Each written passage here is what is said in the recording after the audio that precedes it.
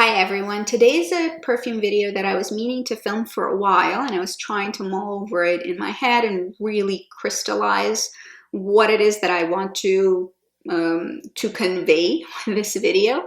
And we're going to be talking about fragrances that are very popular or well loved in the fragrance community that I personally find flawed in some way or another. As we all know, fragrance preferences are a very personal compilation of a variety of layers of your life, from genetics to upbringing to cultural belonging to everything that could possibly have happened to you that shapes the way you perceive smells, and the way that you perceive smells and the way your brain interprets them and classifies and categorizes them within the framework of your neurological net that is constantly evolving.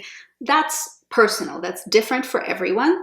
We can find some common ground normally most of the time, but sometimes it just is not a good fit. Now, I'm not saying that these fragrances are bad. Obviously, they're very, very popular, meaning that they must have done something right. But these are the scents that have not impressed me for one reason or another. First one being Coco Mademoiselle de Parfum by Chanel. Now my ASS is going to be kicked all over the place for even uttering the words Coco Mademoiselle and don't like in the same sentence, because it's such an iconic, popular fragrance that is an international bestseller for decades at this point. But I'm going to go with it because it is so iconic. Chances are you probably have smelled it. Now, within the line, the Coco Mademoiselle line, there is a newcomer, which is Coco Mademoiselle Privé, which I own and I love. And it has a very drastic, stark difference in comparison to the original Coco Mademoiselle de Parfum. And it has to do with the quality of patchouli. Now, Privé doesn't have much of it left behind, whereas Coco Mademoiselle de Parfum does have a very healthy dose of patchouli. That is the biggest, most stark difference that differentiates the two. They still have the same DNA, they still provide the same kind of a vibe, but Coco Mademoiselle really relies heavily on the patchouli side of things, whereas for me, that's a dirty patchouli that I cannot wear and do not like. My skin tends to amplify it. If you're a patchouli lover, then Coco Mademoiselle is probably something you might like if you like fruituli and floral patchouli scents with some fruit. I think it'll probably please you tremendously, whereas somebody who has trouble wearing patchouli, I am someone who requires a certain type of a molecule that resembles patchouli scent. I really can't do a dirty patchouli. It's very, very questionable on my skin. It does not work out well, and it gets amplified as if someone put a magnifying glass on just the patchouli note, and that's what pops up the most whenever I wear it on my skin. So for me, Coco Mademoiselle was unfortunately a non-starter just because of that. If you are like myself and you do not like patch in the Coco Mademoiselle, but you still want to give the line a go, pay attention to the Privé. I think you probably will like it. It has all the good things that I do like about the fragrance, but does not have all the things that I don't like about the fragrance. So if you don't like patchouli, there's still something for you now at the Coco Mademoiselle line. Then I have two different fragrances by Tom Ford. I do find Tom Ford challenging for myself a lot of the time, although I do recognize the interesting approach to perfumery that they take, but I do also recognize that it's a hard pill to swallow sometimes for me. And the two that I really find difficult to pull off is Noir de Noir, and it's the Black Orchid. Now there's also Velvet Orchid, which I found a lot more wearable, but still I think a lot of it has to do with the dirtiness and darkness of the fragrance. Noir de Noir is just a no-go for me, again, because of the patchouli. The Black Orchid is an interesting unisex scent, which I actually prefer on men, not on women. But it is quite a daring lady of the night, dirty truffles, a little bit of earthiness in there kind of scent. And I did find that it was very interesting, especially the chocolatey accords that are accompanying those maybe more harsh notes. I find it charming in its own little way. Unfortunately, this was something that was pretty powerful and projects a lot. So black orchid wearers, please be careful, because gosh, we can all smell you from 15 feet away. That's not necessarily what you want, because we're probably smelling you and not necessarily thinking, what a great smell. We might be smelling you and thinking, oh my God, now I have to suffocate for the next 30 minutes next to this person. It's hardcore, it's dense, it's heavy. Use a light hand if you're using black orchid. It's a lovely bottle, definitely a display piece, very art deco, very beautiful, and it's an interesting scent. But use caution. It's a bazooka. It's a killer of a scent. It's very, very potent. So I would say use with caution. Not for me. I've owned it. I've sold it. I didn't actually finish my black orchid. I sold it. It wasn't for me, but I do appreciate the sentiment behind it. A couple of unfortunate mentions are going to be Burberry Her, and Burberry My Burberry. These two releases were difficult for me, mostly because Burberry is actually a fragrance house that I respect a lot.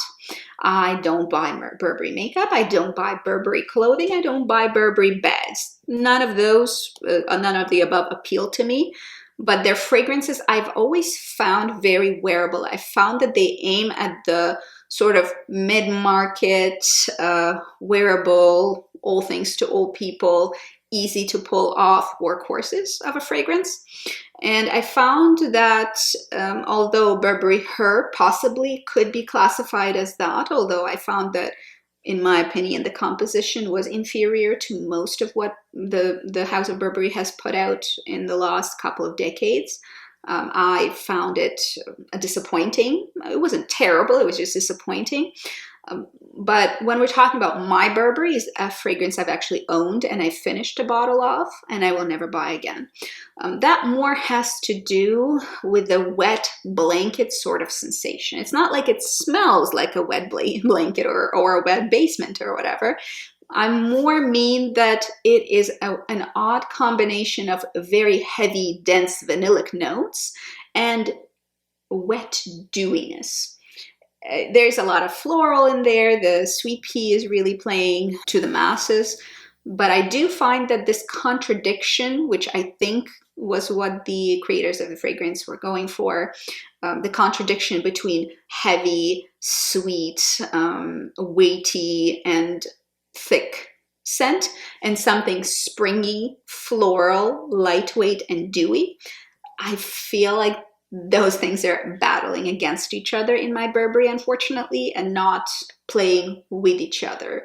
They're not creating this dichotomy that I was hoping that I was going to get, but rather just smell like you applied two different fragrances, and you were hoping that you were going to layer them and it was going to be good, but it isn't. That's the sensation I'm getting from My Burberry. At least the Eau de Parfum version.